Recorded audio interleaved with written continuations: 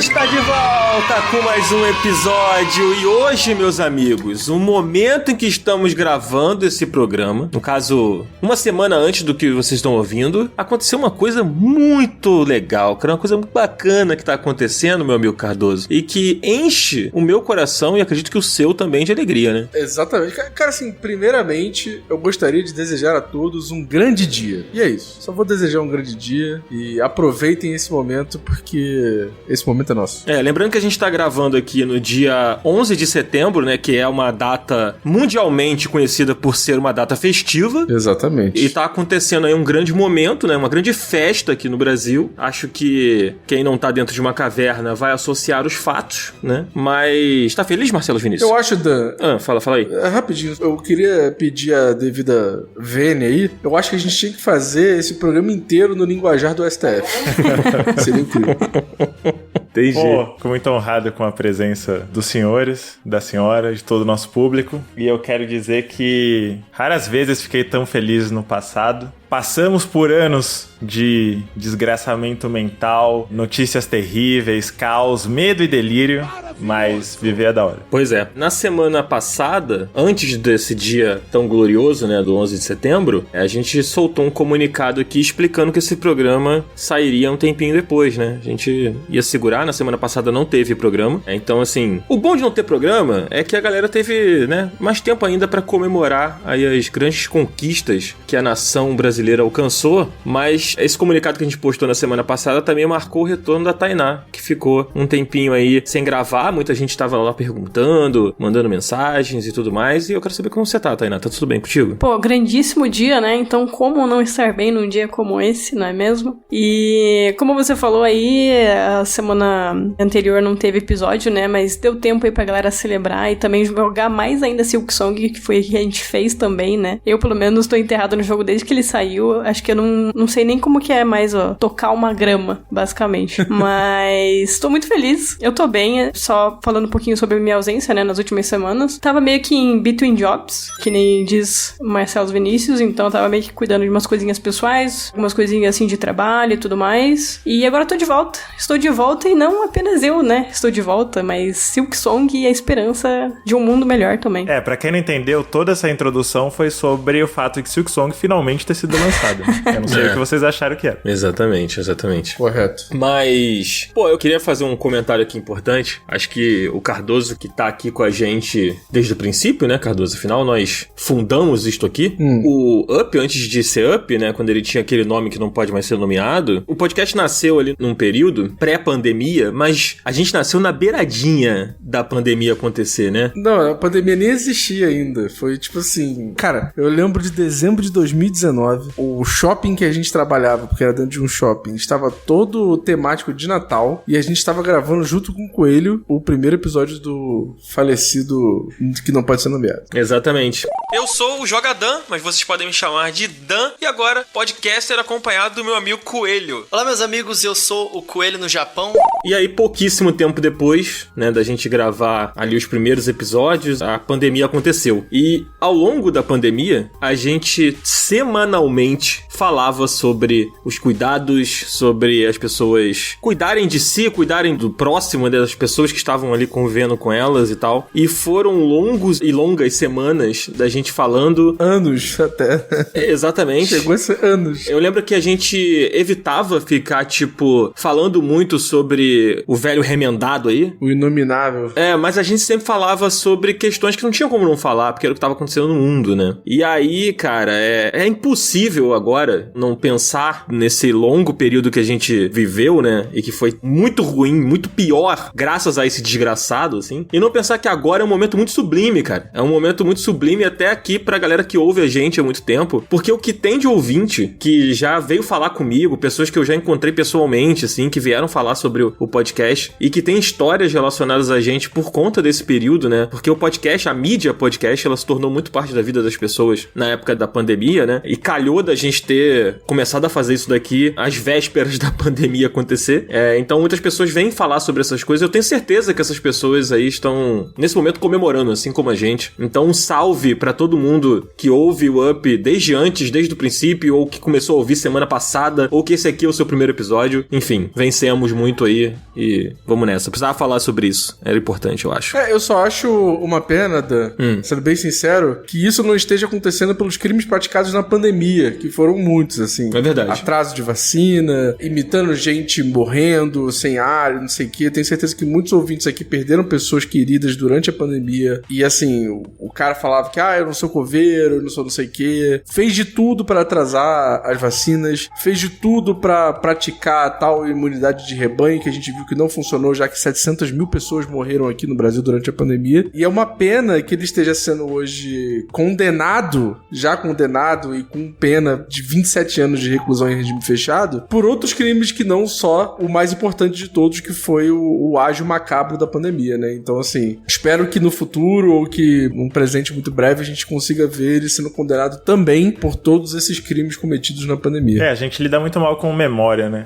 Eu digo, a nação brasileira. A sociedade, né, brasileira. Lida muito mal com a nossa história, lida muito mal com memória. Acho que o impulso que dá, não tem como, né? É de esquecer o que foram esses anos que a gente passou, mas é prudente não esquecer, lembrar, não só pelas pessoas que foram, mas pra não repetir essa cagada, né? E como diria Chorão, muita gente se diverte com o que tem. O que a gente tem é essa condenação aí, tá valendo, é o que dá. Exatamente. E acho que assim, né? A vida às vezes atropela a gente como um trem, né? E eu acho que tá atropelando ele aí em paralelo a essa condenação agora que não tem relação com o que a gente tá falando aqui agora. Que é Silk Ele Song. tá bastante... também. Ele tá bastante... Nesse momento eu tenho certeza que ele tá soluçando bastante, sabe? E que ele tá aí com vários problemas intestinais que estão dificultando a vida dele. Chega de frescura e mimimi, vai ficar chorando até quando? Exatamente, entendeu? E não fico triste, pois não sou coveiro. Então, assim, que se foda. Exato. É isso. Vamos agora falar sobre Silk Song? Vamos falar sobre mais coisas que deixam a gente feliz? Falando em sofrer, vamos falar de Silk Song.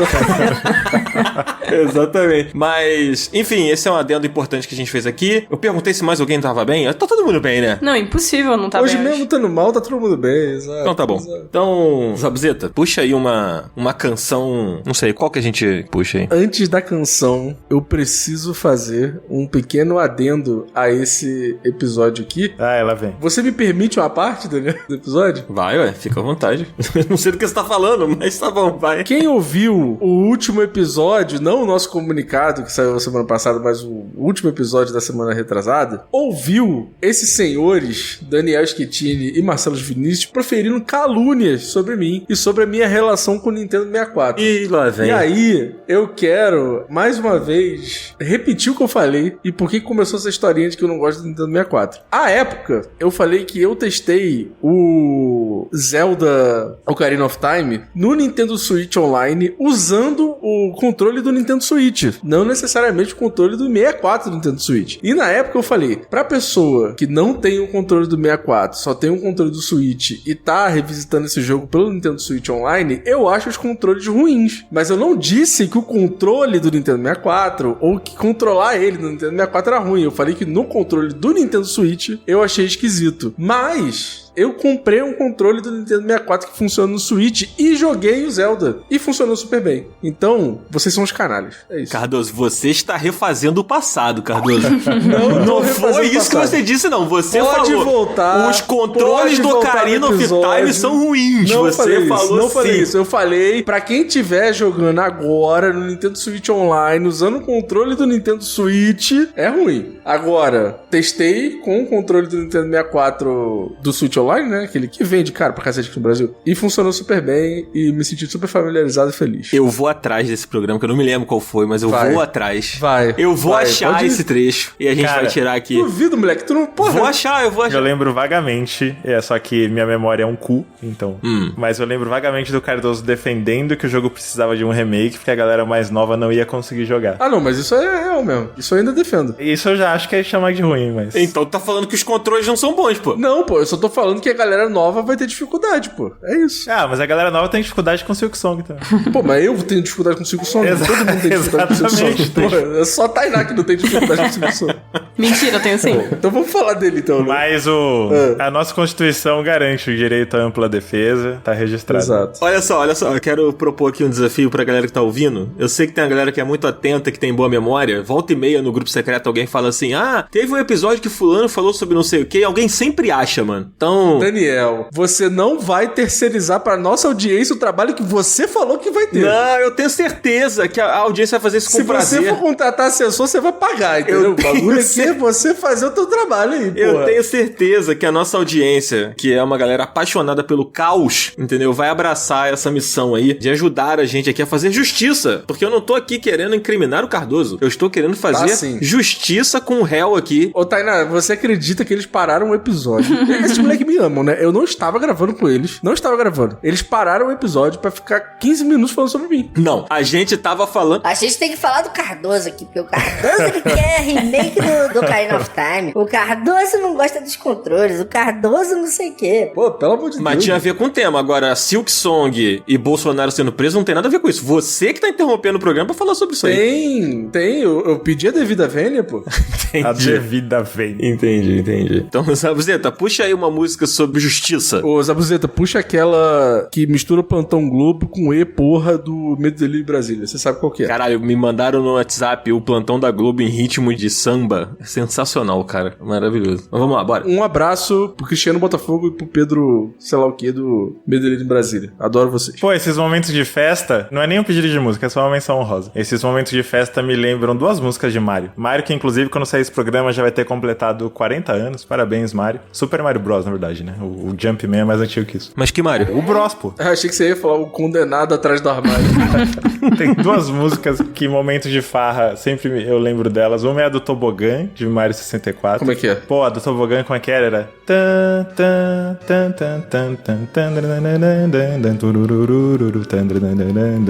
Porra, tu parou de cantar na melhor parte, na parte que fica o agudinho. A outra é a música dos créditos de Super Mario World. Como é que é? Que também é fantástico. Que é...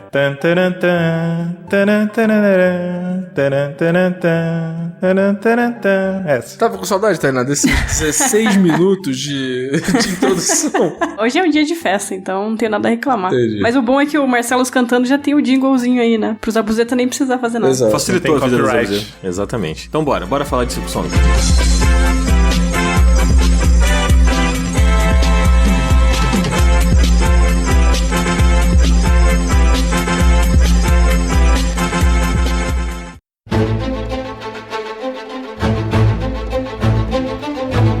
Então bora falar sobre Silk Song, porque sim, o meme acabou, né? O meme está definitivamente enterrado, o jogo existe, o jogo está entre nós, por incrível que pareça. Agora, você que tá aí escutando esse programa, não vai mais ficar num dia de Nintendo Direct falando assim, Será que vai ter Silk Song? não precisa mais ficar fazendo isso, porque tá aí. Sabe o foda? Team Sherry prometeu que o jogo vai ter amplas expansões, então a galera vai continuar perguntando cadê esse Não, Cadê a DLC do Silk Song? pois é. Mas enfim, então o meme tá vivo aí, não sei. Mas é importante a gente falar que esse programa aqui, nós íamos fazer na semana passada, né? Como a Tainá comentou, acabou que a gente jogou pra frente pra ter mais tempo pra jogar. Mas eu acho que de nós aqui, só a Tainá que terminou, né? Então, Não sei se ela fez 100%. não fiz 100%, isso que eu ia falar. Eu fiz o primeiro final só. Ah, imaginei.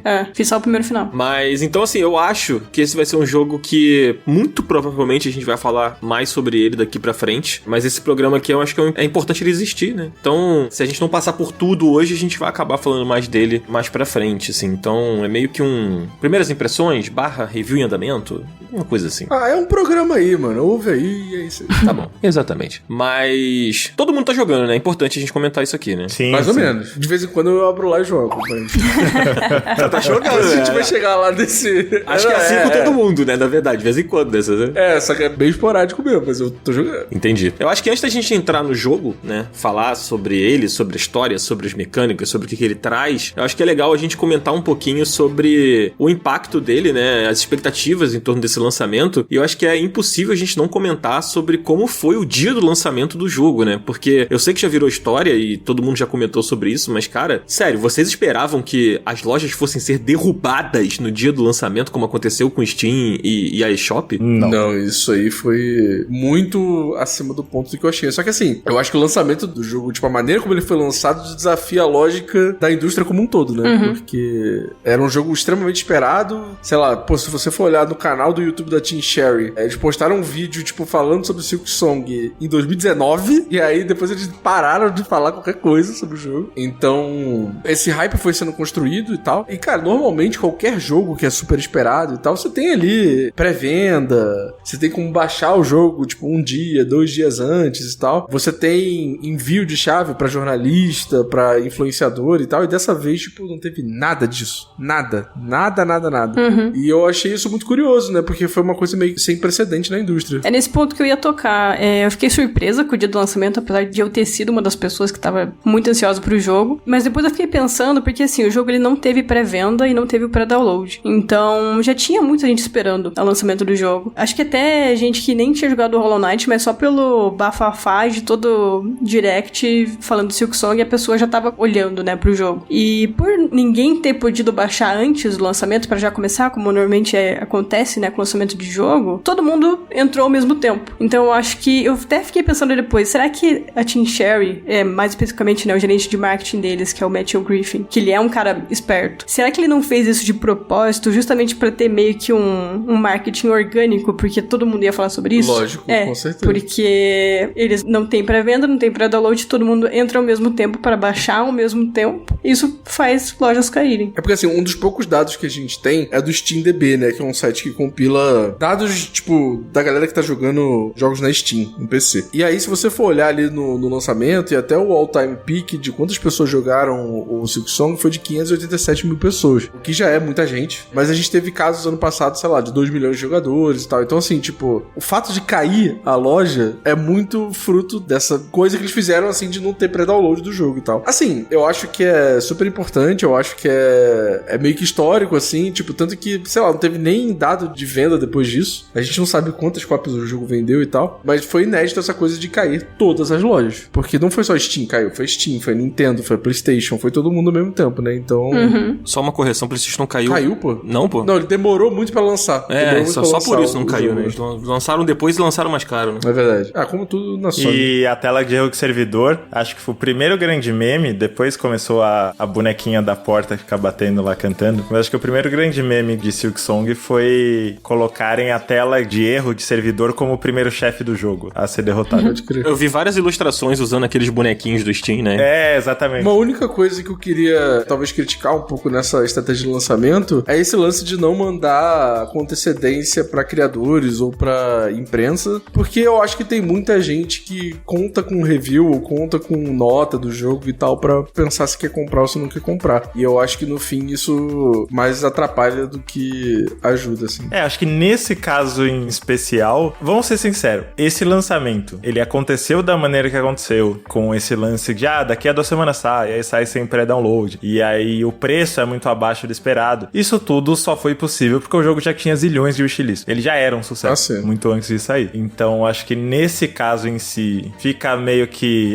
um exemplo anedótico, mas não poderia virar tendência, né? Principalmente para as pessoas que trabalham. A gente já, com muita sorte, tem 10 dias para um jogo de 60, 70 horas às vezes, e é bem puxado. Tá aí a Tainá, que é a maior prova disso. Sim. Então, de fato, não tem nada de, sei lá, tirando esse exemplo que é muito específico, a ideia de jornalista não ter acesso prévio, nada de bom sai daí. E assim, tipo, a coisa do sucesso, sim, com certeza, mas tipo assim, o jogo era muito hypado, e aí, sei lá, ele vai ver um jornalista falando sobre isso antes do lançamento, ele vai ver que, o cara falando, o jogo é assim, o jogo é mais difícil, não sei o quê. E aí o cara, antes de comprar, ele vai ter a escolha ali de falar, é um jogo muito difícil e tal, será que eu vou comprar? Será que é o negócio que eu quero agora? Porque assim, como o Silksong estourou a bolha completamente, eu acho que tinha gente comprando meio que sem saber nem o que era, só pelo hype, porque o preço era muito justo, né? A gente tem que falar isso. O jogo saiu por R$60 na maioria das plataformas. Se eu não me engano, Xbox foi um pouquinho mais caro, foi tipo 70 e poucos reais. Não, foi PlayStation. PlayStation é mais de 100, 115, se não me engano. Então, o PlayStation foi muito, muito, muito mais caro, mas o Xbox tá um pouquinho mais caro, sim. Só que ele saiu no Game Pass, né? Então... R$74,95 no Xbox. Sim. E no PlayStation saiu 100 e poucos reais, né? O que é um 114.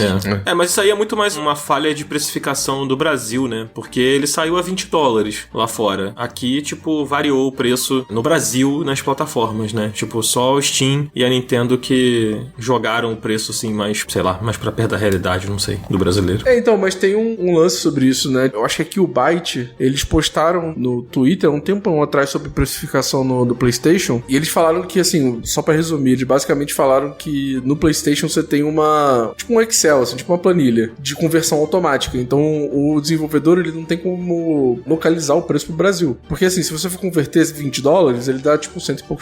Conversão assim do dólar. Mas, se a plataforma tiver uma maneira de você localizar o preço, os caras conseguem fazer mais barato, como foi o caso da Steam, como foi o caso da Nintendo também e tal. Mas no PlayStation o preço é tabelado. Então, tipo, se é $20, vai custar R$114. Então tem essa questão aí.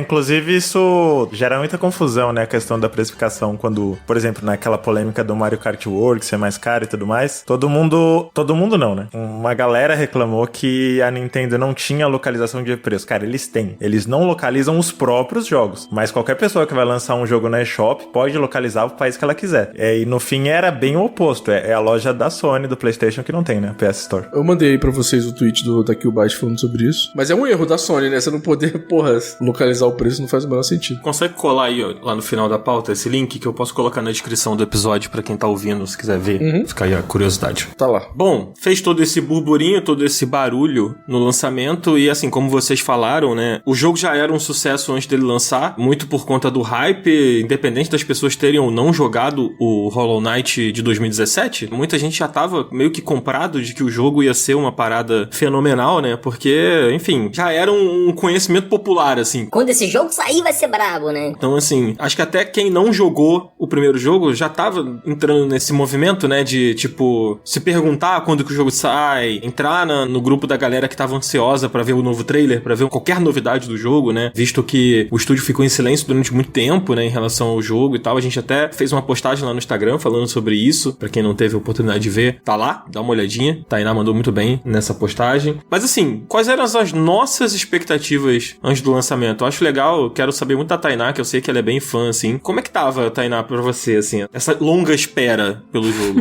Então, eu meio que tinha, assim, a consciência de que ele ia sair um dia. Era mais meme ficar falando que era, né, delírio coletivo e essas coisas, tanto que eu falo justamente isso na postagem no Instagram. Porque, assim, a Team Cherry é um estúdio minúsculo, são 3 caras australianos e, assim, eles têm a vida deles. Eles começaram a fazer Hollow Knight meio que em paralelo ali com os empregos que eles tinham, né, e tudo mais. Acabaram daí largando pra entrar no financiamento coletivo e poder focar no jogo e tal. Mas eles são caras que eles trabalham muito no tempo deles, assim. Que nem eu falei, tem a vida deles rolando e tudo mais. E é um jogo que eles tinham falado que ia ser muito maior que Hollow Knight. E quem jogou Hollow Knight sabe que já é um jogo imenso, com muito conteúdo. Pra ter uma noção, ia ter o dobro de pontos de salvamento, né, que são os bancos no Silksong. Então vocês já tinham uma noção que o escopo dele era bem maior. Inclusive, Silksong era originalmente seria uma expansão, né, do Hollow Knight. Mas cresceu tanto, que acabou virando um novo jogo, né, que trazia a Hornet, que era o segundo personagem jogável de uma das metas da campanha deles. Pô, eu acho que assim, o tanto que as pessoas estão esperando por GTA 6, eu tava esperando o Silksong, assim, porque o Hollow Knight é um dos meus jogos favoritos. É provavelmente meu Metroidvania favorito, porque ele é um Metroidvania que eu sinto que ele tem uma brecha pra frustração muito menor do que Metroidvanias no geral, assim. Pra mim ele é, tipo, perto de perfeição, assim. Eu acho ele um jogo muito, muito fechadinho, muito quadrado. E eu tava muito, muito empolgada, assim. Mas eu achava que ele ia demorar mais. E eu achava que talvez eles iam lançar um Shadow Drop, tipo, no dia, assim, sabe? Porque eles são meio birutas, assim. Mas, que nem eu falei, eu tinha consciência que o jogo ia sair, mas que era um estúdio muito pequeno e eles fazem a parada do jeito deles. E, assim, toda a comunicação deles depende de um cara só, que é o Matthew Griffin, que eu já comentei que ele é o gerente de marketing. E ele é um cara, assim, que, tipo, ele vai fazer as paradas mais perto do lançamento, como foi com o Hollow Knight. Que nem vocês falaram, o jogo já tava, ele era o jogo mais desejado do Steam por vários anos e tal. Então, eles já tinham consciência de que o jogo já tinha um marketing meio que pronto, digamos assim. Então, eu acho que é por isso que eles meio que ficaram meio que sem fazer nada, porque não precisava fazer nada pra chamar a atenção das pessoas, sabe? E mesmo com esse silêncio, o meu hype parecia que aumentava cada vez mais, assim, só pela ânsia de ter esse jogo algum dia. Mas, no geral, eu diria assim que é meu GTA 6 e eu também tinha o medo de que ele não atendesse as expectativas, né? O Dan falou muito sobre isso no passado, que as expectativas, né, o hype, né, aquela cultura de hype da indústria, às vezes faz mal pro jogo, né? Porque as pessoas elevam demais as expectativas e o jogo acaba não suprindo, porque, na verdade, aquelas expectativas não eram realistas, né, pra ninguém, e acaba se prejudicando nesse ponto, sabe? Então essa era uma das minhas preocupações. Mas eu sinto que Silksong é meio que um Hollow Knight aprimorado, também super redondinho e tal, e que, pelo menos, as minhas expectativas supriu, sabe? Então, como fã, assim, emocionada, pô, eu sinto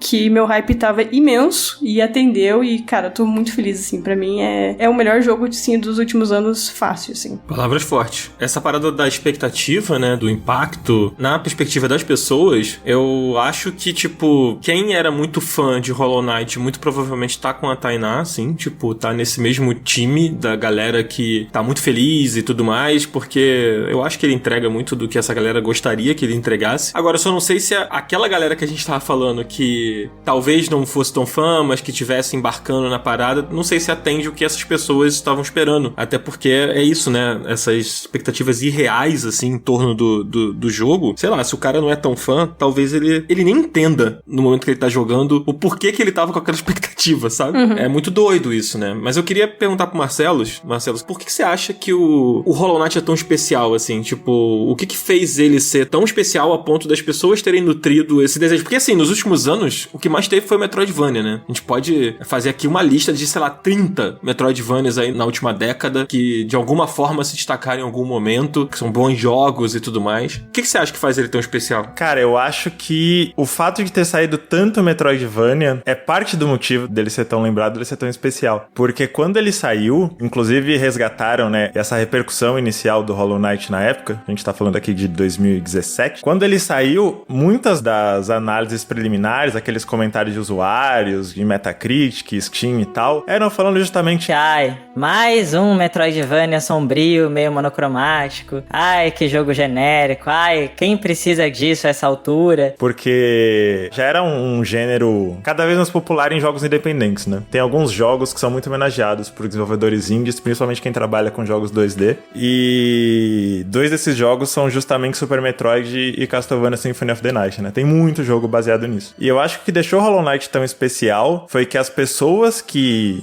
entraram nele e continuaram nele e passaram por essa impressão inicial de ok, mais um Metroidvania, quero ver pra onde isso vai. A hora que a pessoa vê pra onde aquilo vai, a sensação que dá, pelo menos foi a sensação que me deu na época, era como que não tá todo mundo só falando desse jogo, como que esse não é o único assunto possível no cenário dos videogames. Porque chamar ele de um Metroidvania é muito injusto. Ele é também isso, mas tudo que ele faz com o gênero, ele faz tão bem que eu acho que eu, de coração, eu só coloco acima Super Metroid e Castlevania Symphony of the Night, por importância histórica. Porque eu acho que o Hollow Knight, o primeiro, né, o Silksong, eu ainda tô bem longe sequer da metade. Mas o Hollow Knight original, ele pega a sensação, primeiro, de aquela sensação labiríntica, né, de você guardar informações, de ir a ponto A, ponto B, fazer o backtracking, achar o power-up, chegar em um lugar que você não conhecia. Ele resolve isso muito bem. Ele resolve a divisão de mapas e áreas muito bem, com direção de arte, com codificando cor, a transição das salas, é tudo muito fácil de você mapear. Ele tem builds, tipo, dá pra você montar o seu boneco de inúmeras maneiras, pra vários perfis de jogador. Ele tem uma infinidade de variedades de inimigo que parece que nunca acaba, se não me engano são mais de 100, eu não vou saber o número exato. Os personagens são muito carismáticos. Eu cheguei a falar pro Cardoso antes dele começar a jogar, a sonoplastia, a mixagem de som do jogo, o jeito que ele te traz pra aquela atmosfera, que ela é ao mesmo tempo opressora, só que aí você vê um insetinho cantando, desenhando o mapa, você fala, ah, que fofo, e fica nessa dualidade, né? Eu acho que ele brinca muito com o contraste do fofo pro sombrio, do amigável pro opressor, do divertido pro frustrante, que eu acho que a frustração é uma parte até bem importante dessa experiência, e ao mesmo tempo que ele parece,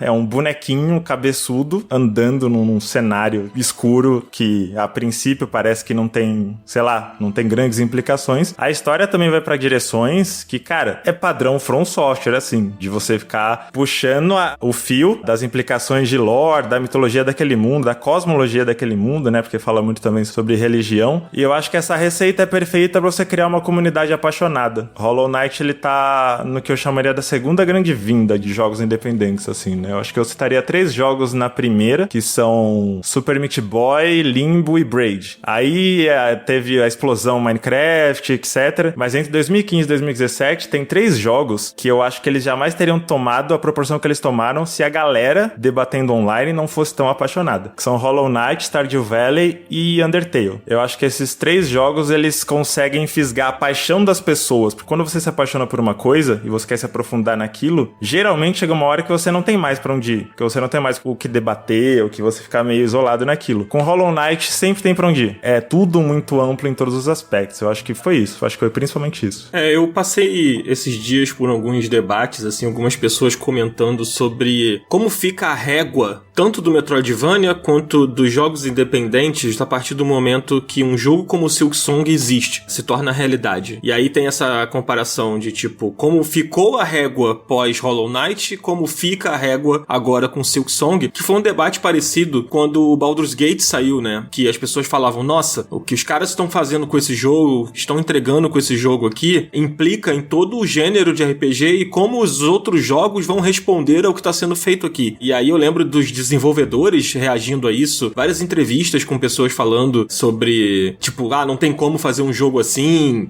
com o tempo que a gente tem, com o orçamento que a gente tem, não sei o que, blá blá blá blá. Várias pessoas reagindo, pessoas da indústria, né, reagindo a esse impacto, assim. E aí, voltando um pouco atrás, tipo assim, a minha sensação que ficou com esse impacto do Hollow Knight de 2017, né? Quando saiu o Metroid Dread, eu me lembro que a discussão em torno do anúncio do Metroid Dread, e até mesmo de quando ele lançou, era tipo assim, tá bom, mas será que ele dá dentro com Hollow Knight? Tipo assim, a gente chegou num ponto em que um Metroid 2D estava saindo após anos sem ter um Metroid 2D, e o debate nas redes, o debate na comunidade de pessoas que curtem esse tipo de jogo, era se o pai do gênero, um dos pais do gênero ali, estaria à altura do seu sucessor, né? Isso pra mim é muito maluco, sabe? Pô, acho que é o melhor elogio que você pode receber, né? É igual quando a Naughty Dog começou a Uncharted no Play 3 e falaram, eles querem ser o novo Tomb Raider. E aí rebutaram Tomb Raider falando, será que vai bater com Uncharted? É o ciclo da volta completa, assim. Isso é muito louco. Uma coisa que eu não comentei sobre expectativa, que eu falei muito sobre como acho que as pessoas esperavam um pouco dele e de repente elas estavam num iceberg muito maluco em 2017. E justamente acho que o Silksong, muita gente conheceu ele como o jogo da bonequinha com peruca de palhaço. E já existia uma expectativa muito grande, né? Então acho que é diferente quando você chega no jogo esperando que ele vai ser a segunda vinda de Eiichiro Oda, né? Mas acho, pelas palavras da Tainá, que o bagulho tanca. Ainda não cheguei lá. A segunda vida, gente. Essa sempre me quebra.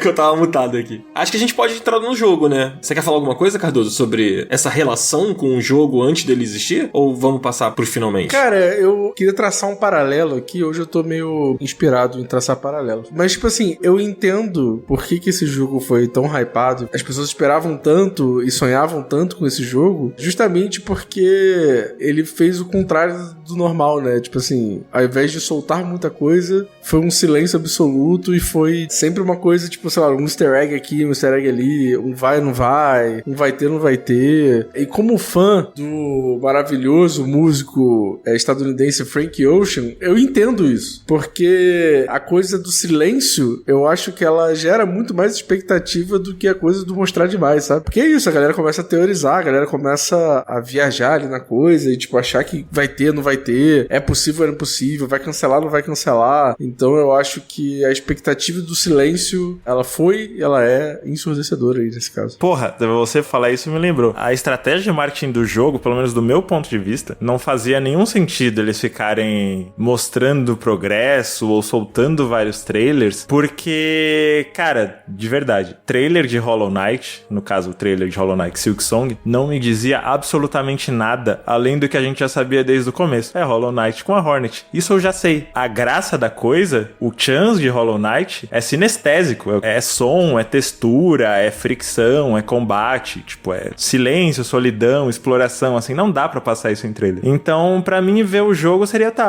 é Hollow Knight. Parece Hollow Knight. Tem a Hornet e a gente já sabia disso. Então, acho que até por isso, meio que não tinha o que fazer pra divulgar esse jogo. Era só lançar mesmo. Total. Mas vamos falar do jogo, então? Vamos falar do jogo. Vamos aos finalmente, né? Porque, sim, ele está entre nós.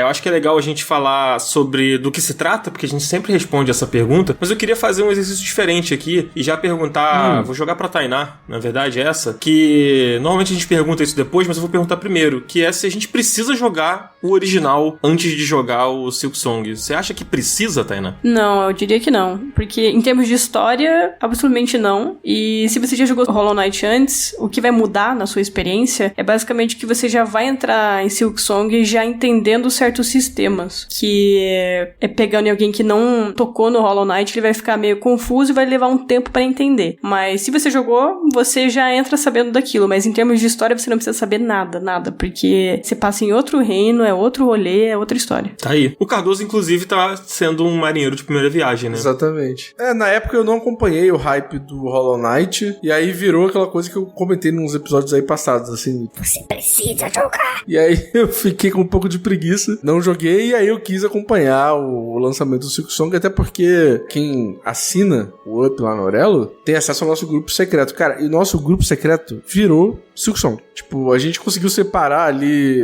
por abas e tal, e tinha uma aba Silksong. Só aquela aba foi usada durante, sei lá, 3 semanas. E eu queria viver esse momento, porque eu acho que é um momento legal. Tipo, nem sempre a gente tem essa oportunidade de, tipo, parece que tá todo mundo jogando o mesmo jogo, sabe? Eu acho isso muito legal. Então, fui marinheiro de primeira viagem e, cara, assim, achei super tranquilo de entender tudo e de jogar o jogo e tal. A gente vai chegar mais pra frente sobre dificuldade e tal, mas, assim, eu não senti que existia um buraco que o primeiro deixou, sabe? Eu acho que isso que é importante. Eu paguei língua nessa daí. Eu achei que ele ia ser um pouco mais dependente do primeiro, mas eu achava que ia acontecer isso porque ele começou com uma DLC, né? Eu não consigo imaginar, se ele tivesse saído mesmo com uma DLC, ele não ia ter essa curva de dificuldade, ou esse período de adaptação. Acho que eles tiveram que trabalhar muitos anos justamente pra realocar essa ideia pra um jogo completo, né? Porque não teria como você presumir que a pessoa já jogou Hollow Knight inteiro e o jogo não ser absurdamente frustrante. Eu sei que algumas pessoas vão dizer: ai, mas ele é difícil, ele é frustrante. Cara, sério, vocês não têm ideia do que seria se ele fosse uma continuidade da curva de dificuldade do primeiro jogo. E agora que eu joguei, de fato, eu acho que ter jogado Hollow Knight, claro, é legal, como a Tainá falou, você já tá habituado, você tem esse senso de continuidade e tal, você já conhece a personagem, né, do anterior, então tem esse prazer de controlar ela. Mas, cara, você pega uns vícios jogando com Knight, principalmente o golpe pra baixo, que pra você se situar de novo, quando é o golpe da Hornet é diagonal, né, o golpe pra baixo no ar, pra você pegar isso quando você já tem esse vício, eu imagino que é mais difícil do que quem tá começando agora de primeira. Cara, inclusive, não sei se isso pode ser considerado um spoiler, se for, eu peço desculpas aí, a gente pode censurar, mas o que eu passei de vídeo em TikTok / Instagram dos caras falando sobre a habilidade que você pega pra mudar essa paradinha da diagonal, pra ela poder pular pra baixo, é brincadeira, assim. Toda vez que eu abro ou o Instagram ou o TikTok e começo a ver esses reels, esses verticais, assim, sei lá o quê, aparece pelo menos 2 vezes alguém falando.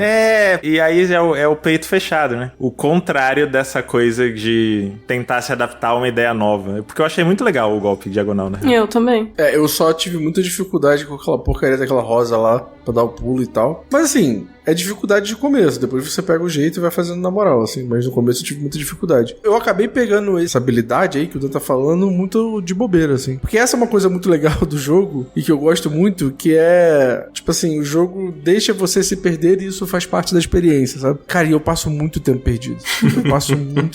Eu vi um vídeo muito engraçado, porque depois você vai pegando os mapas e tal, não sei o que, e você vai ali, tipo, explorando as partes que você não explorou. Mas eu vi um vídeo muito engraçado hoje que alguém me mandou, de uma pessoa que, tipo assim, anda 1 milímetro e abre o mapa.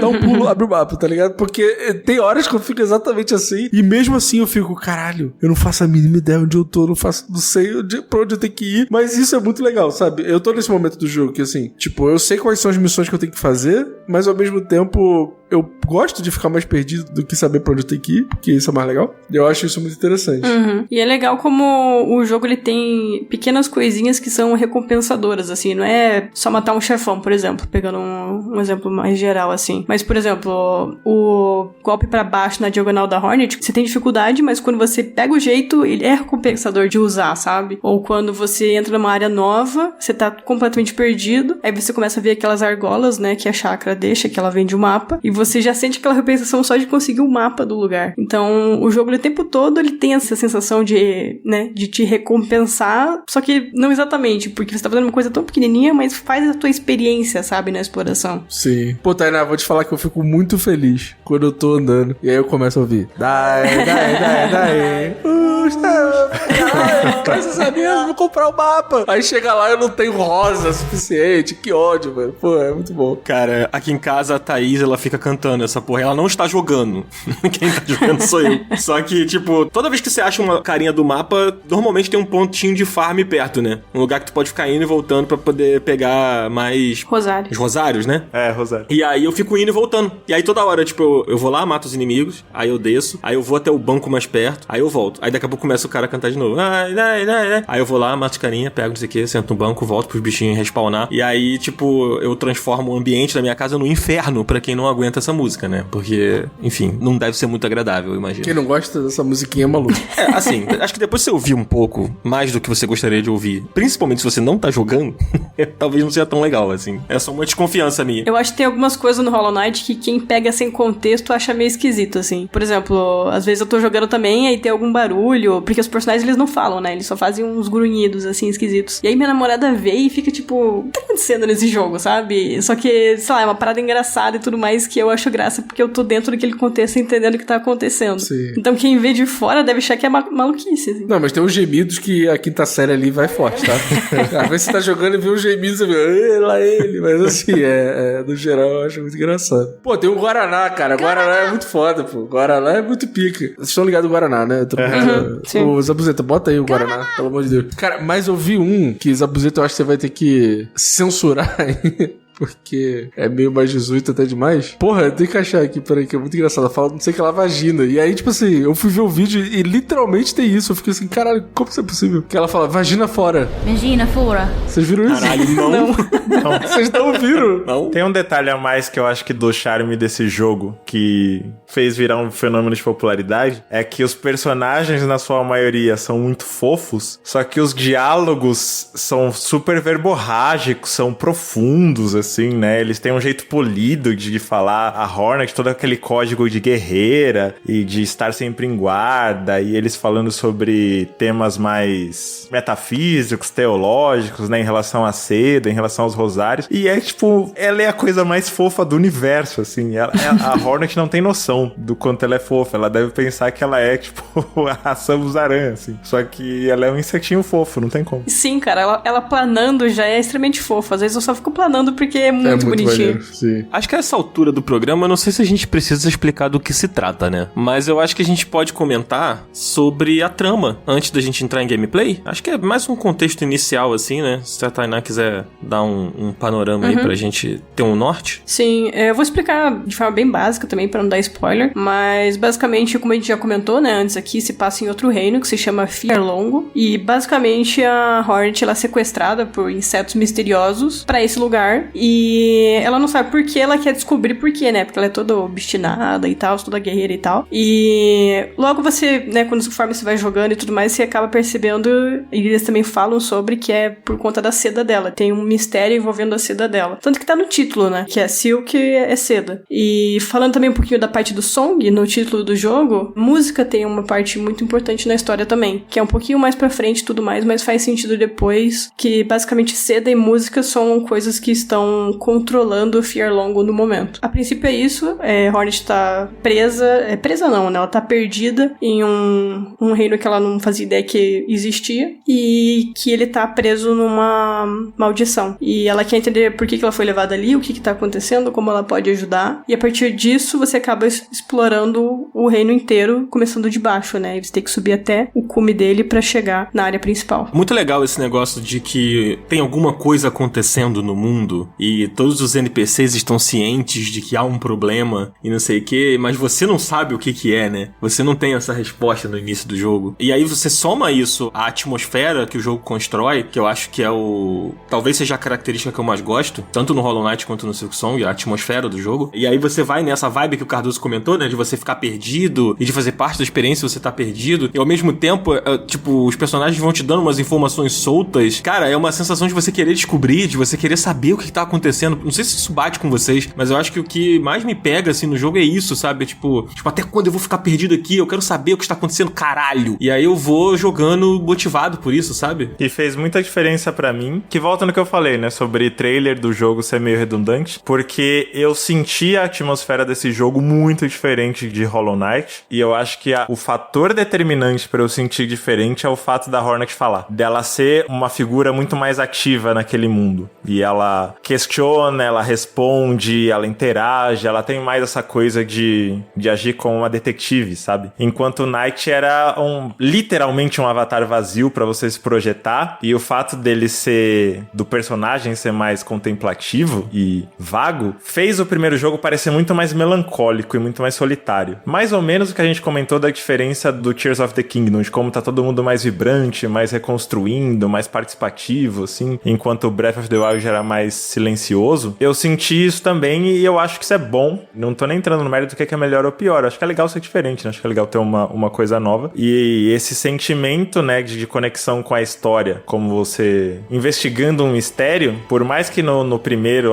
também tinha, né, aspectos misteriosos, enigmáticos pra você decifrar, eu acho que a Hornet ser essa figura espirituosa que tá batendo de frente com gente que tentou sequestrar ela, que se envolve nas questões daquela comunidade, que dá as respostas imponentes / fofas dela, mudou totalmente a atmosfera do jogo pra mim. Não sei se pra vocês também, mas protagonista falar é uma coisa que faz muita diferença, né? Uhum, com certeza. Não, e deu mais complexidade também, né? A forma como você interage com os NPCs e ela faz pergunta e ela fala, ela dá tapa, né, em NPC, isso é muito da hora. E eu sinto também que as peças do mistério da história, elas se encaixam de uma forma melhor do que Hollow Knight. Porque Hollow Knight, basicamente, os desenvolvedores, eles foram criando a história conforme eles desenvolviam, né? E eu acho que, pelo menos, a minha impressão até agora, é que eles pensaram, acho que na história como um todo, e aí começaram a moldar, expandir isso, né? Expandir com as regiões e tudo mais, a partir disso. Porque eu sinto que a história, ela se encaixa de uma forma melhor e mais completinha, sabe? Até o momento que eu joguei. Então, ele tem a vibe do Hollow Knight, mas ao mesmo tempo ele é diferente num tom pra mim que é melhor, assim. Uma coisa assim que quando eu joguei Hollow Knight, por exemplo, tem algumas áreas que elas são meio desconexas, mas é porque eles só colocaram porque acharam maneiro. E aqui eu sinto que as coisas se encaixam de uma forma melhor. Interessante isso. Vamos falar um pouco mais sobre a gameplay, aproveitando que a Tainá deixou essa deixa das áreas e tal, que é um mundo novo, é um mundo diferente e talvez por você controlar a Hornet até e ela ter uma dinâmica de jogo muito própria, né? Bom, eu pelo menos achei, assim, o Cardoso não jogou o primeiro, mas o Marcelo e a Tainá jogaram. Não sei como é que foi pra vocês, mas eu senti a diferença, assim, de controlar ela. Ela é mais ágil. Vocês sentiram essa diferença?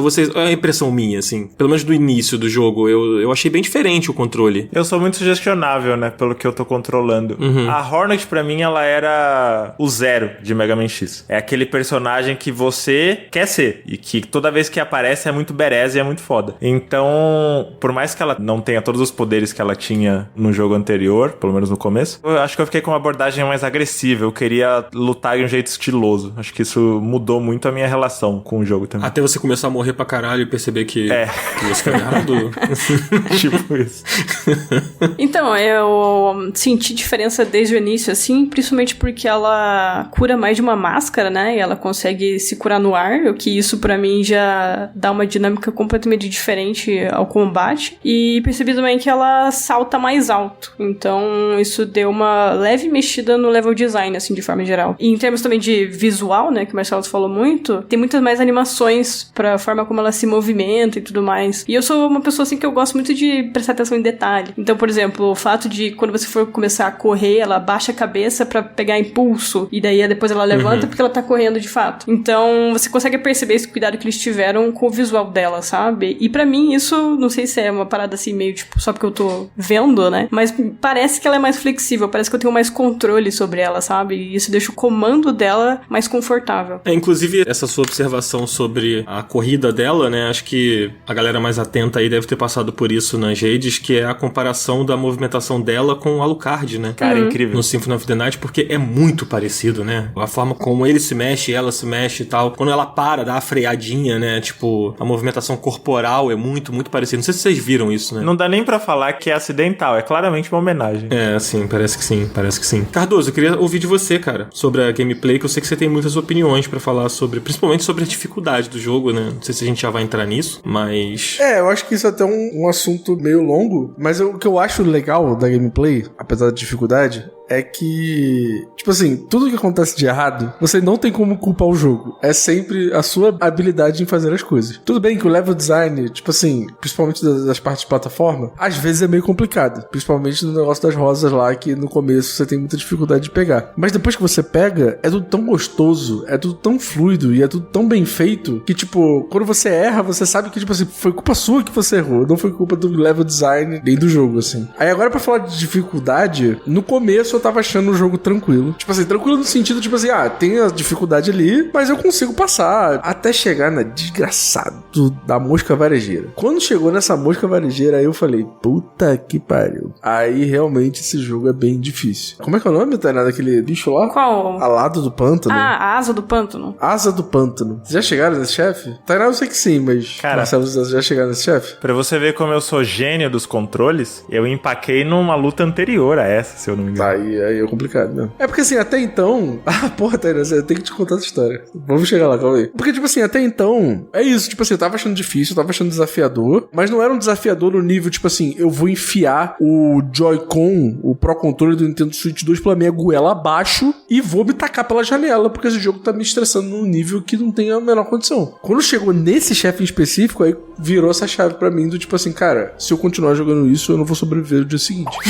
Porque não tem como. Cara, e é isso, tipo assim, pô, é muito difícil, é muito desafiador, mas o tempo inteiro você sente que a culpa é tua. Isso que é foda pra mim, tá ligado? Tipo, você fala, caralho, eu fico me sentindo culpado porque eu não dei o pulo na hora certa, porque o dash entrou errado, porque eu devia ter dado o ataque no momento X, mas aí tava vindo uma serra de não sei aonde pra me atacar. Então, tipo assim, ele é muito punitivo, ele faz você passar muita raiva, mas ele tem aquela sensação gostosa de na hora que você mata, você sente um deus, pô. E você pode ter matado da maneira mais tosca possível, da maneira mais, tipo assim, telegrafada do mundo, então, sei lá. Só quando você mata e o bicho explode, porra, mano, é que nem você matar o Radan lá na DLC do Elden Ring, tá ligado? Você fala, seu lixo, eu te matei, isso aqui é bom demais, tá ligado? Inclusive, o jogo é muito comparado, né? O Hollow Knight original, no caso. Ele é muito comparado a Dark Souls por isso. Eu acho que tem muitos jogos que são abertamente Souls-likes, 3D, às vezes até com temática medieval, que tentam emular essa sensação e não conseguem tão bem quanto o Hollow Knight consegue. Sim. Isso é impressionante. Então, mas aí, ao mesmo tempo que eu acho isso muito prazeroso e muito gostoso, eu me vi em muitos momentos chegando em casa já super cansado do meu dia a dia, do meu trabalho e tal, e aí eu falava, vou sentar aqui pra jogar um pouquinho. Aí tu senta, aí tu começa, porra, tu tá lá com 200 rosários. Aí tu, vou explorar essa área aqui.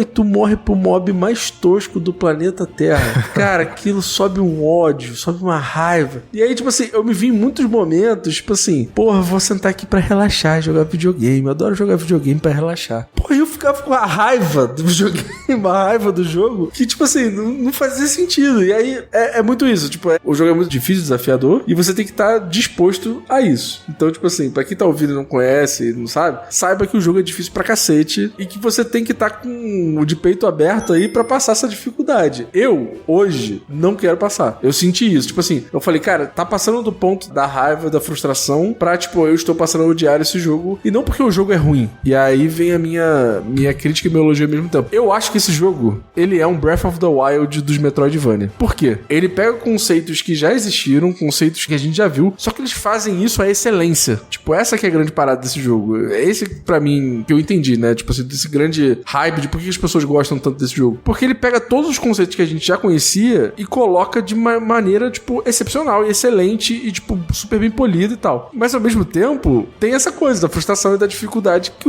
é realmente um jogo muito difícil e muito desgraçado. E aí, cara, vai de cada um, assim. Se você é uma pessoa que tá afim de passar por isso, se tá uma pessoa que tá afim de se desafiar e tal, é uma parada que você gosta, vai fundo, que é muito foda. Agora, se você, tipo assim, precisa relaxar, tá já estressado da vida e tal, não sei o que lá, talvez não seja o jogo ideal pra esse momento. Eu acho que é um pouco isso. Talvez isso vai te surpreender, mas eu não discordo de nada do que você falou. Milagre.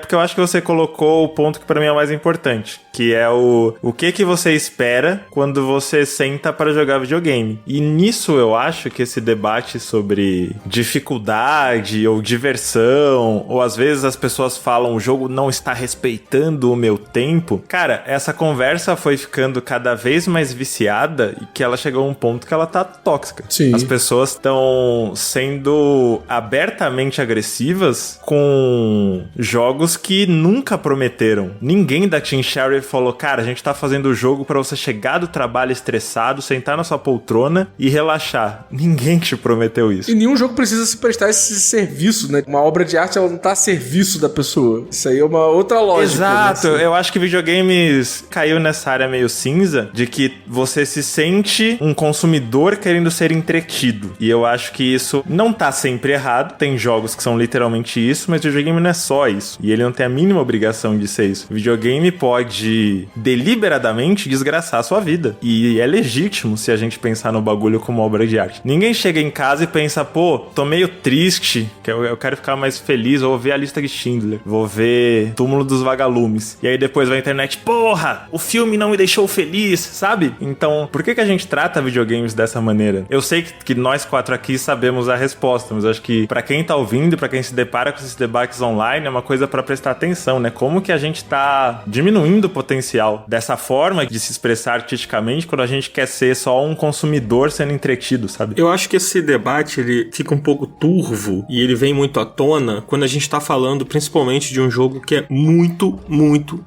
popular. Por quê? O Elden Ring, por exemplo, quando foi aquele fenômeno que foi, ou os jogos da From Software em geral, e agora o Silksong. Tipo, todo mundo está falando sobre isso. Ele é o centro da conversa do assunto videogame no momento, assim. E talvez ele fique sendo o centro da conversa até o final do ano, até a gente ter aquelas premiações lá de final de ano, as listas dos portais e blá blá blá. E aí o cara que ele, sei lá, ou ele não tem paciência, ou ele não tem habilidade, ou ele não tem vontade de encarar as dificuldades, ele fica de fora. E ele se sente de fora. E aí ele se sente no direito de ficar muito puto, de reclamar e achar que as coisas deveriam ser diferentes porque ele tá se sentindo de fora, né? Mas esse debate não acontece, sei lá, com outros jogos que estão fora do centro da parada, né? Tipo, as pessoas só lembram de falar disso quando acontece um Silksong. E eu tenho certeza que tanto a galera da Team Cherry quanto o Hidetaka Miyazaki da From, até porque tem entrevistas, né, documentando isso, eles começaram a pensar esses jogos como algo nichado, como algo que eles não encontravam em outros lugares, e falaram, vou fazer eu mesmo. Eu sei que tem gente que também curte, sabe? É, pode ser. Cara, mas eu queria comentar uma coisa que, assim, ainda sobre o que o Cardoso falou antes, né, sobre essa questão da dificuldade e tal, que, assim, quando o Hollow Knight, o de 2017, né, ele explodiu e tudo mais, eu me lembro que muito do discurso em torno dele, e até quando as pessoas perguntavam, mas por que é tão bom? Por que as pessoas gostaram tanto? E aí, até o paralelo que o Cardoso fez com Breath of the Wild é interessante aqui, no caso do de 2017, porque ele pegava muito do que os Metroidvanias faziam, ou fizeram, e condensava tudo numa fórmula ali muito própria, com um DNA muito próprio, e fazendo aquilo tudo muito bem, né? E aí ele acabou influenciando vários jogos que viriam dali pra frente, né? O de 2017 até a gente chegar agora no Silksong. E aí, os Metroidvanias se tornaram cada vez mais frequentes, né? De lá pra cá, a ponto de certos jogos voltarem, como é o caso do Metroid Dread, do Prince of Persia, que são franquias, né, lendárias aí da indústria, voltando e usando a fórmula e tal. Eu não tô dizendo que esses jogos se inspiraram no Hollow Knight, apesar de eu achar que sim, podem ter se inspirado. Acho que na curva a dificuldade do combate, principalmente. É, exatamente. Mas eu também acho que alguns desses jogos, eles apresentaram algumas soluções e algumas ideias ali interessantes, e que eu acho que o Silksong não bebe disso, sabe? Tipo assim, o Hollow Knight bebeu de vários Metroidvanias pra ser o que é, aí ele entregou um resultado brilhante, e aí o que veio depois dele bebeu do que ele fez, e agora o Silksong saiu e não olhou tanto pro que ele causou em torno dele, assim. Por exemplo, o Prince of Persia do ano passado lá, o Lost Crown. Jogaço subestimado. É que é um jogo muito legal e que ele traz umas coisas muito interessantes, tipo aquele sistema do mapa, de você trabalhar com os mark points lá que você coloca, né? Eu não lembro como é que é o nome. Que você tem o lance de poder printar a parada, né? Fotografar as imagens pra depois você poder voltar e tudo mais. Tipo, ele tem um recurso próprio ali de você meio que anotar no mapa as coisas, né? E que eu acho que, pô, pelo menos nas primeiras horas do Silksong não ter isso faz muita falta, assim, sabe? E que eu acho que podia ter. Eu acho que ele podia facilitar os pins que você coloca no mapa no início do jogo. Então, assim, ele não bebe dessas paradas, desses resultados, sabe, que aconteceram em torno do sucesso dele. E acho que ele podia ter isso. Não tô dizendo que ele tem que ter um modo fácil, sabe? Não acho que é isso. Mas acho que ele podia ter alguns elementos que a gente viu outros Metroidvanias fazendo que talvez ele pudesse ter colocado ali, sabe? Essa ideia do mapa, pô, o que eu vi de gente comentando sobre tá perdido, não sei o que, eu sei que faz parte da experiência. Mas a partir do momento que você tem o mapa, que você compra os itens pra melhorar o uso do mapa, né? Que você vai comprando aquelas ferramentas, a bússola, depois você compra o bagulho de marcar as lojas, o bagulho de marcar os inimigos poderosos e tudo mais.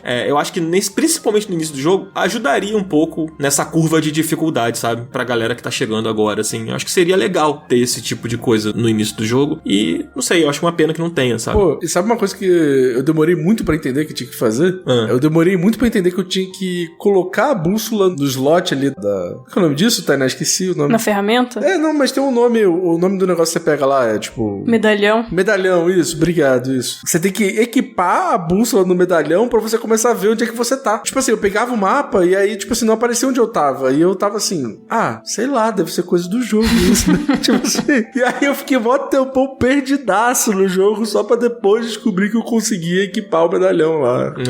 Em que momento você entendeu que o mapa atualizava quando ela sentava no banco? No momento em que eu chegava no lugar e o mapa não abria. E aí eu sentava no banco e aí o mapa abria, assim. Mas achei ok. É como se ela sentasse pra desenhar, né? Literalmente ela faz isso quando ela senta no banco. Legal. Inclusive, eu só queria puxar uma notícia que a gente já tá avançando no assunto. Desde o lançamento do Silksong, curiosamente, né, muitas pessoas foram jogar o Hollow Knight pra ver, né, o que tá rolando. E no iniciozinho de setembro, né, nesses 10 dias aí, a gente tá gravando dia 11, se eu não me engano, eles tiveram o recorde de maior quantidade de crítica negativa no Hollow Knight no Steam. Caramba. E isso é efeito justamente do que o Dan comentou, né, de que o pessoal tá vendo, né, esse burburinho em relação ao Silksong, quer participar, vai jogar o jogo, mas não é um jogo pra eles, seja o estilo de jogo que gostam ou naquele momento, né, específico. E aí acaba ficando com raiva do jogo e criticando e fazendo, né, uma avaliação negativa do jogo no Steam lá por conta disso. É aquela coisa do preço que se paga pelo sucesso, né? Sim. Mas eu queria tirar uma dúvida com você, Tainá, ainda mais você que é uma profissional que já fez trabalhos nesse sentido, mas eu vi algumas pessoas criticando a localização do jogo em português BR, e muito das críticas negativas dos usuários da China na Steam são em relação à localização e tradução do jogo. Você chegou a ver alguma coisa disso? Então, o que eu tenho pego de erro de localização, geralmente é concordância, assim, mas a gente tem que ter em mente que muitas vezes o pessoal de tradução recebe texto em planilha e não tem noção de quem tá falando, né, aquele texto e tudo mais, até porque, assim, mesmo se visse, é tudo um bando de inseto que muitas vezes é meio andrógeno, então você não tem como saber ali, né, se é ele, ela e tal. E um errinho que me pegou um pouco ali, que eu achei um pouco ruim, foi no nome de estação, porque tem um momento ali que você acaba avançando no jogo e tudo mais, lá depois do ato 2, que você acaba desbloqueando um outro tipo, né, de viagem rápida. E daí tem uma estação em específico que conecta os dois. Só que a tradução ali tá errada do nome da estação. Tá basicamente... Porque assim, as estações da parte inicial do jogo se chama Via Campanária. E aí, em vez de eles traduzirem o nome dessa estação em específico, eles só colocaram Via Campanária. Então eles devem ter metido um Ctrl-C, Ctrl-V ali só na parte de template, essas coisas assim. E aí acabou entrando no jogo em inglês, tá certinho. Porque eu tenho que ficar o tempo todo mudando pra inglês, porque eu tô jogando em português e tal, mas eu tô fazendo guia em inglês pro DualShockers do jogo. Caramba. Então eu tenho que ficar mudando o tempo todo e tô meio que comparando, assim, também, em inglês e em português. Legal. De forma geral, não tá atrapalhando meu entendimento, em termos de localização português brasileiro. Só mesmo esses errinhos, assim, simples, mas assim, eu passo aquele pano porque eu entendo também o lado do tradutor que recebeu tudo uma planilha e não tem mais informação além disso, né? Sim. Pra conseguir localizar de uma forma mais precisa. Por isso que é até legal perguntar pra você que já fez esse tipo de trabalho, porque aí você dá essa visão pra gente, né? De algumas coisas que a gente não sabe e às vezes nem nosso público sabe como é que funciona. Legal. Cara, eu acho que a gente não tem mais tempo pra se aprofundar nos outros aspectos. Eu sei que tem muita coisa do jogo pra falar. Só uma coisa que eu queria acrescentar sobre o que a gente tava falando de dificuldade, porque eu vejo que também é um assunto que gera muita confusão na internet. A parada da dificuldade, a gente não tá falando em relação a possibilidades de acessibilidade. Muita gente faz essa confusão. Curva de dificuldade em relação ao que o jogo exige de habilidade do jogador para passar por um desafio é diferente das ferramentas que o jogo dá para pessoas com alguma dificuldade motora, pessoas com deficiência, possam ter para jogar aquele jogo. Eu Eu acho que se um jogo tem a proposta de ser difícil e frustrante, ele ser acessível é todo mundo poder se fuder e se frustrar em igualdade de condições. Então rola muito, principalmente nesses debates acalorados de internet. Vai, então você gosta que o jogo seja difícil, você não quer que ele seja acessível. Cara, são coisas diferentes. E eu acho até bem problemática essa fala, porque tem pessoas que usam sistemas de controle ou de disposição visual que são extremamente habilidosas. Muito mais do que nós 4 aqui jamais seremos. Então é bem importante ter em mente essa diferença. Justo. Bom, acho que a gente pode se encaminhar pro fim do programa. Eu queria puxar aqui umas considerações finais nossas. Mas antes da gente puxar as considerações finais, vou fazer o adendo que a gente comentou no início do episódio, né? Que esse programa aqui, ele é um programa meio de primeiras impressões, assim. Com exceção da Tainá, que é uma máquina de jogar videogames. Isso, na verdade, se chama fazendo frila de guias do jogo. Aí eu não paro de jogar. Mas não muda o fato de você ser a máquina, tem que dar conta, né?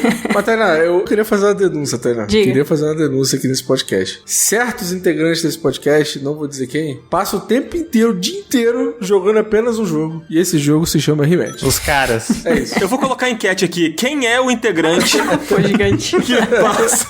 É a Tainá. Porra. É óbvio que Exatamente. ela vai estar como uma das opções, né? Evidente. Tá, e a enquete, então, vai ser essa então, Cardoso. É, boa. Vamos ver se o público consegue descobrir quem é o jogador. O pior é que não dá pra marcar mais de uma opção. né? Dá, na verdade, dá. Aí, ó. É só ativar a opção. Eu vou fazer um apelo aqui e fica meio que um... Como é que é aquele cheque de quanto tempo a pessoa ouviu? Retenção. Checagem de retenção, isso. Retenção, tá. Galera do grupo secreto, não precisa nem ser nos comentários do episódio, é no grupo secreto mesmo. Vocês acham que tem quórum pra uma aba de rematch no grupo? Pra fazer times lá dentro? Um campeonato, talvez? Tá se entregando, Marcelo Vinícius? Isso que eu ia falar. Não, eu vou começar a jogar essa semana É também. impressionante o homem se entregando, cara, aqui. A Tainá tá enchendo o saco no privado. Meu, vem jogar rematch e tal. Pô, Tainá é foda, cara. cara. E no meio da gravação, tá? A gente tá aqui gravando, tá a Tainá lá. E aí, rematchzinho depois da gravação? É foda, cara. É a seleção? É a seleção? Saiu a convocatória, ó. Cardoso, Dan e Marcelo. Exatamente. Tainá é foda. Vamos subir pro platina hoje, pelo amor de Deus. Mas a Tainá meio que respondeu essa pergunta lá no início do programa sobre o hype ter sido correspondido. Ela meio que já deu essa resposta, né? Falando que foi correspondido. Mas a pergunta é outra que eu vou fazer, Tainá. Você acha que ele tá à altura do original Silksong? Até onde você jogou, vai. Então, eu acho que de forma geral, sim. Que nem eu comentei, né? Por exemplo, da história, a gente falou um pouquinho das jogabilidades, das animações, da Hornet e tudo mais. Eu sinto muito que eles pegaram a essência do Hollow Knight, né? E expandiram e deram uma aprimorada. Mas eu confesso que tem alguns pontos muito específicos que eu lembro do Hollow Knight e no Hollow Knight me pegou um pouco mais. Eu acho que justamente porque era a primeira experiência, era uma coisa assim completamente nova. E no Silksong eu meio que já entrei sabendo o que esperar, né? E então eu acho que Silksong é um jogo melhor analisando friamente. Só que pra mim, no meu coração, Hollow Knight é meio insubstituível, assim. Que nem eu falei, tem pontos específicos que eu não vou comentar porque é mais spoiler, assim. Mas tem pontos específicos que eu prefiro o primeiro jogo. E que nem eu falei, ele tem a experiência de uma coisa fresca, né? De uma coisa completamente nova que explodiu minha mente na época que eu joguei, né? Eu lembro que eu nem joguei na época do lançamento, que tava todo mundo falando. Eu joguei 1 ou 2 anos depois, um pouquinho antes do Silksong ser anunciado. Então ele tem já um lugar muito especial, assim, demarcado no meu coração, que com certeza não vai sair dali. Mas eu acho que analisando friamente, ele dá uma aprimorada e expande. Eu diria até que, traçando, né, um paralelo aqui, eu diria até que ele meio que é que nem o The Last of Us, assim. The Last of Us 1, pra mim, é insubstituível, mas eu acho o 2 melhor como um jogo, né? Como um todo. Eu tenho a mesma impressão, assim, do Hollow Knight e do Silksong. Ah, então é tipo a série do The Last of Us, né? Tipo, a segunda temporada é muito melhor, né? Do Não, que a isso aí eu primeira, nem assim. sei do que você tá falando, não existe.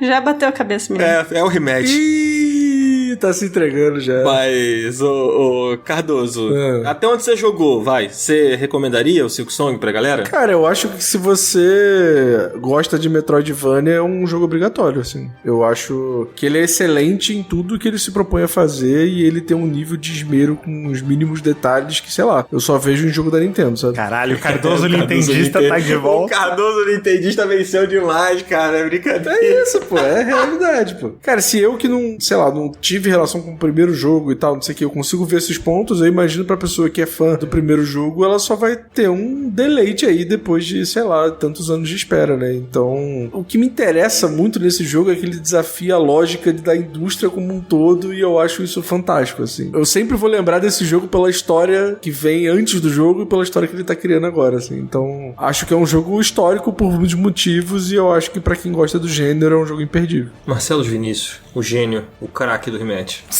Qual que era a pergunta mesmo? Porque a expectativa já foi, né? Ele ficou emocionado pelo meu voto. A pergunta era se você achou que o Fux falou tudo dentro do tempo lá dele ou se ficou faltando informação. Se você recomenda pra galera, assim, até onde você jogou, vai. Recomendo. Como eu falei, eu sou uma pessoa meio contra expectativas. A minha expectativa era Hollow Knight com a Hornet, e no momento em que eu abri o jogo, eu coloquei o analógico pro lado e a Hornet se mexeu, eu pensei, pô, é isso. Mas eu tenho uma recomendação especial pra galera que gosta de debate cabeçudo, que por algum motivo eu atraio esse pessoal, né, de ficar me marcando em coisas de filosofia, de mitologia no Blue Sky, não sei de onde vocês tiraram que eu gosto dessas coisas, mas as pessoas que gostam de jogos onde você consegue se aprofundar em temas metafísicos e ontológicos, eu acho que pega num lugar especial essas pessoas. Por exemplo, pessoas que gostam do lore de Bloodborne, Disco Elysium, o próprio Elden Ring, os Final Fantasies, mais recentemente Clair Obscur. Eu acho que Hollow Knight e Silksong ocupam um lugar muito especial nos fãs de ontologia, porque eu sinto que a maioria dos mistérios, das habilidades, dos personagens estão ligados à natureza do ser de alguma maneira. Então fica a dica aí, galera cabeçuda, vamos? Caralho, eu não entendi nada.